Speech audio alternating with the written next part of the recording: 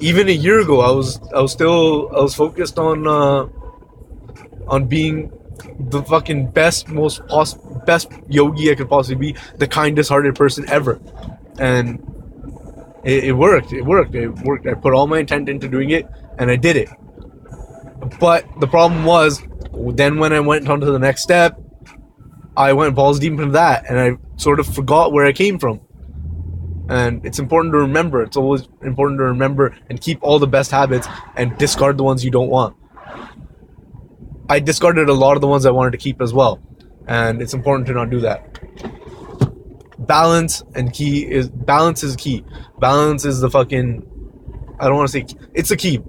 Another word for key is, I don't really know right now. You have to have balance.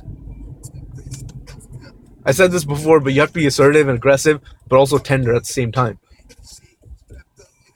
It's important to not become a people pleaser. So that actually kind of happened a little bit. Like, while I was being a warrior, I obviously was going to work, and part of being a productive employee is doing things for people around you and helping them and helping the business grow.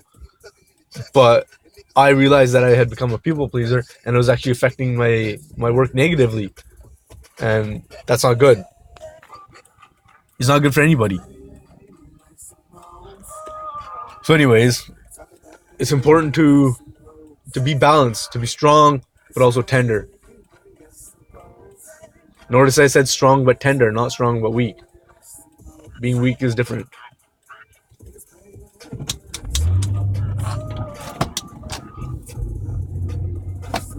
Anyways, yeah, that's pretty much all I wanted to share. I don't know why this video is in 3 parts. I kept on hitting the button. I need to also get my camera back. I really enjoyed vlogging with that. Not even vlogging. This is more journaling. I don't give a fuck. Like, I get like 10 views. It's laughable. I don't give a fuck about the views. So I'm doing this. A lot of people I actually used to be like this too.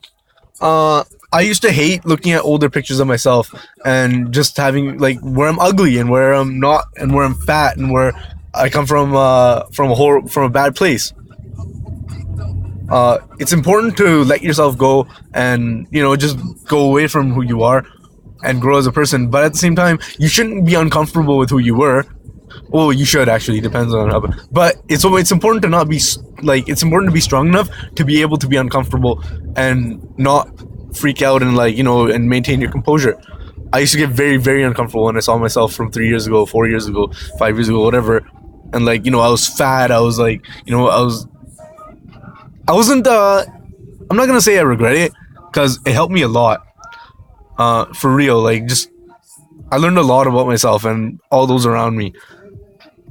But at the same time, there's a bit I got up in my head too much, and you gotta come back into your body. Your body is important. Your body is your mind, and your mind is your body. So it's important to exercise both. As above, so below. That's another habit I got out of. I used to interact with trees all the time, but then I stopped doing it so much. And I realized when I do it, it's not about being fucking a hippie and connecting with the tree and all that. I mean, it is, but it's more of a fact that just practicing that allows you to have a little bit more empathy, and, even pretending to, when I connect with the tree, I can sense its roots and all that, and I can sense all the other trees around it, partially because I can see them. But the important part is, if I feel like I'm connecting with them, that's doing me good. It's doing my soul some good. It's good for me. Placebo effects are okay. If you have a placebo with something and it's working, then you should do it. Right? People always hate on things and say, oh, you shouldn't do that, blah, blah, blah. It's placebo effect, all this and all that. But sometimes it's okay. I mean, it's not good if you're taking expensive ass medicine that's hurting you in the long run, and it's hurting you right now, but the placebo